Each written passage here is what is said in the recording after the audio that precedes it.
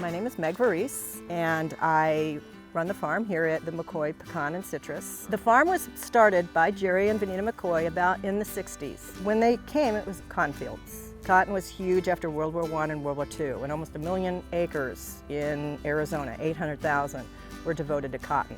They and the people across the street, it was one parcel that they cut in half and grew pecans.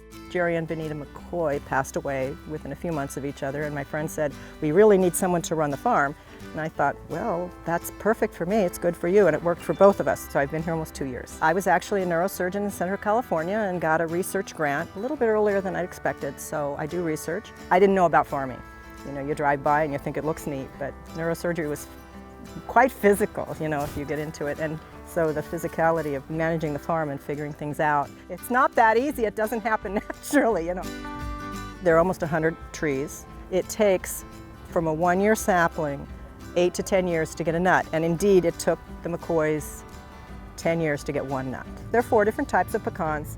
I just like pecans, but there's some people who like specific types of pecans. Maybe even the last weekend I've gotten perhaps half a dozen questions on, how do you say it? How is the correct? Is it pecans? It's pecans. You know, so maybe there's a different way of pronouncing it. Pecan pronunciation. Pecan. It's like in the South, you learn it's not pralines, it's pralines, you know, pecan pralines. Throughout the fall, the nuts mature. In about December, they start naturally falling. Half of them are shaken onto big, huge tarps that we then drag in and get in big piles and then look through.